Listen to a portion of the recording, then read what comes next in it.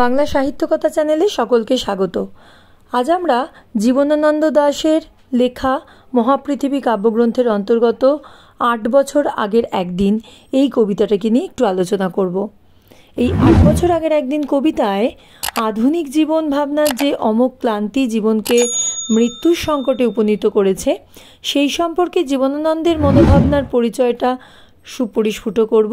এছাড়াও এই প্রসঙ্গে জীবনানন্দের যে মানসিকতায় মৃত্যুকামী অথবা জীবনপ্রেমী কোন ভাবটা কবিতার উপসংহারকে সমৃদ্ধতর করেছে সে বিষয়ে আলোচনা করব বা বিশ্লেষণ করব। তাহলে শুরু করা যাক। প্রথমেই একটু জীবনানন্দ সম্পর্কে বলে নিই যে অকালে ঝরা সৌরভ নেবির কবিপুষ্পের এক উজ্জ্বল দৃষ্টান্ত এই জীবনানন্দ দাশ। জীবনানন্দ বিমূঢ় যুগের এক বিভ্রান্ত কবি। পৌষের চন্দ্রালোকিত মধ্যরাত্রির প্রকৃতির মতো তার কাব্য কুহেলি কুহকে আচ্ছন্ন। তার নিজস্ব সুরটি তার আপন রচনায় যতখানি শিল্প পরিণতি লাভ করেছে তা অপেক্ষায় তার সমকালীন কবিগোষ্ঠীর মনে আকাঙ্ক্ষিত অথচ অনধিগম্য অতি সূক্ষ্ম বেদনাময় একটি ভাব আকুতি রূপে বেশি অনুরণিত হয়েছে। বুদ্ধদেব প্রেমে বিশ্বাসী, বিষ্ণুদেব সাম্যবাদী সমাজের আদর্শে, আর অমিয় চক্রবর্তীর মধ্যে দ্বন্দ্ব থাকলেও দিব্য চেতনার প্রতি একটি বিশ্বাসের ভাব রয়েছে। কিন্তু জীবনানন্দের অন্তর্লোকে যে সমুদ্র মন্থন চলেছে তার উগ্রানো বিষ তাকেই পান করে নীলকণ্ঠ হতে হয়েছে। এই জন্যেই তার কাব্যের ট্র্যাজিক মহিমা এত বেশি মর্মভেদী। কোরীয় কোমল কাব্যগ্রন্থের অন্তর্গত প্রাণ কবিতায় রবীন্দ্রনাথ লিখেছিলেন, মরিতে চাহি না আমি সুন্দর ভুবনে, মানবেরও মাঝে আমি বাঁচিবারে চাই। রবীন্দ্রনাথের এই কবিতায় অনেক পরে লেখা অগ্নিগর্ভ কবিতায় কবি সুভাষ মুখোপাধ্যায় আবার লিখেছিলেন, যে লোকটা একটু আগে গলায় দড়ি দিতে গিয়েছিল এতক্ষণে সে বউয়ের গলা জড়িয়ে শুয়েছে। আবার আরও পরে যেতে পারি কিন্তু কেন যাব কবিতায় কবি শক্তি চট্টোপাধ্যায় কি বললেন? তিনি বললেন, যেতে পারি, যে কোনো দিকে আমি চলে যেতে পারি, কিন্তু কেন যাব? সন্তানের মুখ ধরে একটি চুমু খাবো। জীবনানন্দের আগে বা পরে রচিত এই সব কবিতাগুলি প্রগাঢ় জীবনতৃষ্ণায় তরঙ্গায়িত থাকলেও ৮ বছর আগের একদিন কবিতায় আমরা পাই সেই অমোঘ পংক্তিগুলি যা বাংলা কবিতার অভ্যস্ত পাঠকদের মনে শিহরণ তোলে। শোনা গেল লাশ কাটা ঘরে, নিয়ে গেছে তারে। আধুনিক কবিদের মধ্যে একমাত্র তার কাব্যেই এই যুগের সংশয়ী মানবাত্মার ক্ষতবিক্ষত রক্তাক্ত পরিচয়টি ফুটে উঠেছে। আর তাই তার পথ ভিন্ন এবং জীবনানন্দের দ্বন্দ্ব বহির্জগৎ অন্তর্জগৎ ব্যক্ত করে। আমাদের প্রতিদিন যাপনের মধ্যে বহির্মুখ চেতনার অনেক আয়োজনের মধ্যে কিছু বিশৃঙ্খল হয়ে বেঁচে থাকি আমরা। নিজের সত্তার সঙ্গে মুখোমুখি হওয়ার অবসর নেই বললেই চলে, কিন্তু সত্তার মুখোমুখি হতে পারলেই অন্তর্দীপ্ত মুহূর্তে পৌঁছে যাওয়া যায়। আর এই অন্তর্দীপ্তির এই জগৎই জীবনানন্দের কবিতার জগৎ। অন্তর্দীপ্ত মুহূর্তেই জীবনকে আমরা ব্যাপ্তভাবে দেখতে পাই, তাকে ভালোবাসতে শিখি। সত্যি কি তাই?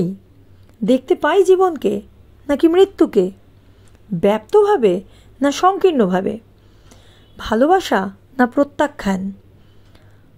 অন্তত জীবনানন্দের কবিতা পড়তে গিয়ে এই প্রশ্নটা প্রায় উঠে পড়ে যে তিনি কি কোনো আশ্রয়কে দেখান নাকি নিরাশ্রয়কে? ক্লান্তির অবসাদের অবক্ষয়ের গাঢ় এক বিলীনতায় কেবলই তিনি টেনে নেন তার পাঠককে। বেঁচে থাকবার যদি একটা মানে খুঁজতে চায় মানুষ, আর খুঁজতে খুঁজতে কেবলই যদি সে গড়িয়ে যায় কোনো অন্তহীন অর্থহীনতায়, তাহলে তো সে পৌঁছবে একেবারে নির্বেদের কিনারায়, এমনকি আত্মহত্যার উপকূলে। আর ঠিক এই রকমই পৌঁছে দেবার ছবি ৮ বছর আগের একদিন এই কবিতাটা। জীবন জ্বর প্রসূত অবসাদের পরিণতি, পলায়ন ও মৃত্যু চেতনা, জীবনের প্রতি আসক্তি ও আকর্ষণেরই এক দিক জীবনানন্দের এই মৃত্যু চেতনা। তাই তিনি বলেছেন, তবু চাই সবুজ শরীরে এই ব্যথার সুখ, আবার পাবো কি আমি ফিরে এই দেহ? ধূসর পাণ্ডুলিপি কাব্যগ্রন্থের লেখা পিপাসার গান কবিতায় এই কথাগুলো তিনি বলেছিলেন। কারণ যে যুগের তিনি মানুষ, তারই সমাধি তিনি দেখছেন, এবং বলতে গেলে সে তার এক প্রকার আত্মিক মৃত্যু। তাই তো এই আলোচ্য কবিতায় তিনি বলতে পেরেছেন, এই ঘুম চেয়েছিল বুঝি রক্ত ফেনা মাখা মুখে মড়কের ইঁদুরের মতো ঘাড় গুজি। আলোচ্য কবিতাটিতে একটি গল্প আছে। গল্প না বলে একে ছবি বললেই ভালো হয়। ছবিটা এই রকম যে এক আত্মহত্যাকারী লাশ কাটা ঘরে চিত হয়ে শুয়ে আছে, মুখে গ্যাজলা। ফাল্গুন মাসের পঞ্চমী তিথিতে সে প্রেমময়ী স্ত্রী এবং আশার প্রদীপ শিশুর সঙ্গে শুয়েছিল। আকাশে চাঁদও ছিল। তারপর চাঁদ ডুবতেই শুরু হলো ষড়যন্ত্র। ঘুম ভেঙে গেল, ভূত দেখল। মনে হলো সে চিরকাল বা অনেক অনেক কাল জেগে জেগে ক্লান্ত। জানলার ধারে ধারে মৌনেরা চেহারা ধরে লম্বা গলা বাড়িয়ে দিল, এবং লোকটি একগাছা দড়ি নিয়ে অশ্বত্থ গাছের কাছে চলে গেছিল। তারপরে তো মর্গে শুয়ে থাকা। প্রেম, শিশু, নারী, গৃহ, অর্থ, কীর্তি, সচ্ছলতা এসবের অপ্রাপ্তি হতে পারত তার মৃত্যুর কারণ, কিন্তু তা হলো না। সবই সে পেয়েছিল। প্রাপ্তি সত্ত্বেও সে মরল, ব্যর্থতার ক্ষোভে নয়, সাফল্য বা সাফল্যের ক্লান্তিতে। মরিবার হলো তার স্বাদ। কেন এই ক্লান্তি? 1931 সালে জুন মাসে পৃথিবীখ্যাত 32 জন মনীষীকে একটি চিঠি পাঠাচ্ছিলেন উইল ডুরান্ট। জানতে চেয়েছিলেন আজও এই পৃথিবীতে তারা তাদের সৃষ্টির বা কাজের প্রেরণা বা বিশ্বাস খুঁজে পান কোথা থেকে। যখন প্রেম কেবল শারীরিক সমীপতা, শিল্প বিপ্লব ধ্বংস করেছে আমাদের ঘর, গণতন্ত্রের পতন ঘটে গেছে, তখন যে কোনো আবিষ্কার শুধু শক্তিমানকে আরও একটু শক্তিশালী এবং দুর্বলকে দুর্বলতর করে। ঈশ্বরে অস্তিত্ব নেই। জীবন মানে মানব পতঙ্গের বিস্তার শুধু। কিছুই নিশ্চিত নয়, একমাত্র পরাভব আর মৃত্যু ছাড়া।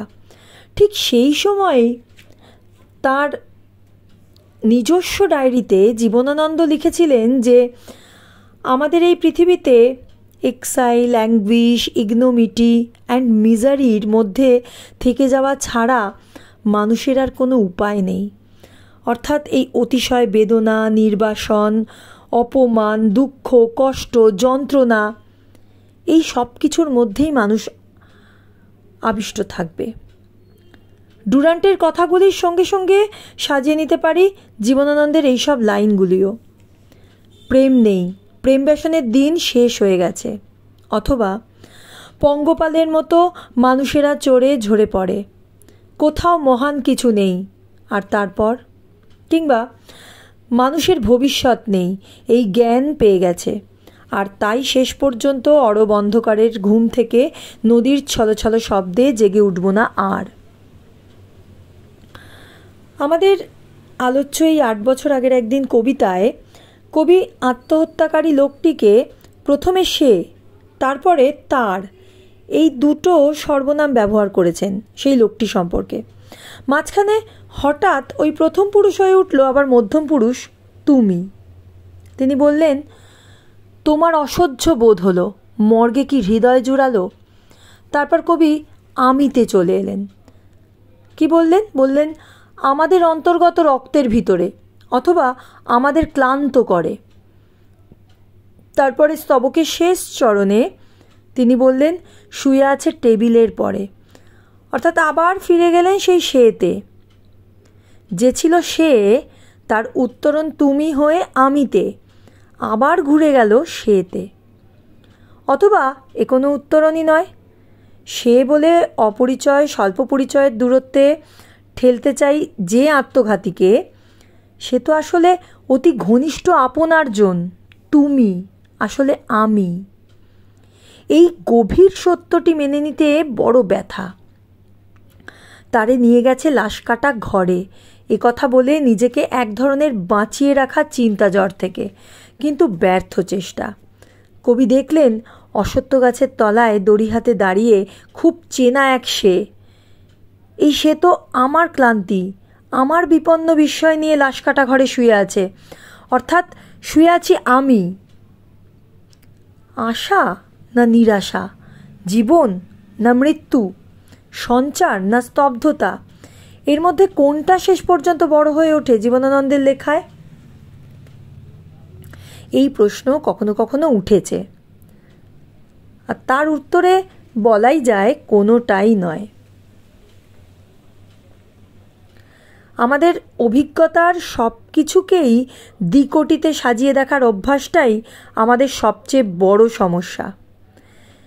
সেই বিভাজন থেকে দূরে সরিয়ে নিয়ে এমন একটা জগৎ তৈরি করে তোলেন জীবনানন্দ, যেখানে একই সত্তা পেয়ে যায় জীবনের মধ্যে মৃত্যু, আশার মধ্যে নিরাশা, সঞ্চারের মধ্যে স্তব্ধতা। সেখানে অসম্ভব বেদনার সাথে মিশে গেছে অমোঘ আনন্দ। জীবনের পাড়ে থেকে সে দেখেছে মৃত্যুর ওপার, অথবা চোখের সকল ক্ষুধা মিটে যায় এইখানে, কিংবা মরণের হাত ধরে স্বপ্ন ছাড়া কে বাঁচিতে পারে। আসলে জীবনের একটা মানে খুঁজে পেতে চায় মানুষ, কোনো একটা পরমের ধারণা বা স্থিরত্বের বিন্দুতে পৌঁছে যাবার বোধ। আর সেই অর্থে সত্যিই কি কোনো মানে আছে আমাদের এই জীবনের? জীবনানন্দের গল্প কবিতা অনেক সময় আমাদের বলে যে না, তা নেই, কিন্তু সেই সাথে একথাও বলে এই মানে না থাকাটাই কিন্তু মস্ত বড় একটা মানে। লাশ কাটা ঘরের টেবিলে কবিতাকে চিৎ করে শুয়ে রেখে উঠে এলেন। কবিতার শেষ স্তবকে বুড়ি চাঁদকে ভাসিয়ে দিয়ে প্যাঁচার জীবনে বাঁচতে লাগলেন। বললেন, বুড়ি চাঁদটারে আমি করে দেব কালিদহে বেনজলে পার। আমরা দুজনে মিলে শূন্য করে চলে যাব জীবনের প্রচুর ভাঁড়ার। এইখানে এসে মিলে যায় প্রত্যাহার আর ভালোবাসা, আর্ততা আর সামর্থ্য, জীবন ও মৃত্যু।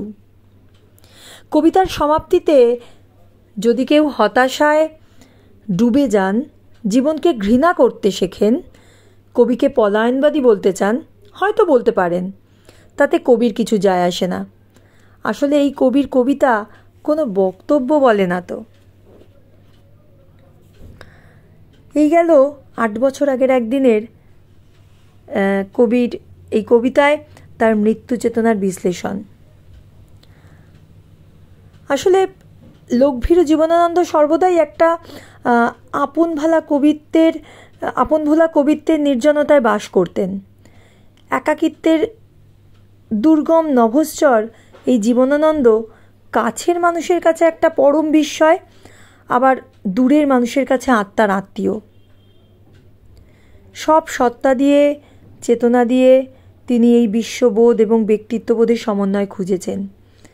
এই পথ চলাতেই তার আনন্দ। তিনি অতি সূক্ষ্ম শব্দকল্পের যে অশরীরী পাখায় ভর করে যে রাজ্যে পৌঁছেছেন, তার ইন্দ্রিয়ময়তার স্বরূপ শুধু পঞ্চেন্দ্রিয়ের পঞ্চপ্রদীপ জ্বালিয়ে অবধারণ করা যায় না।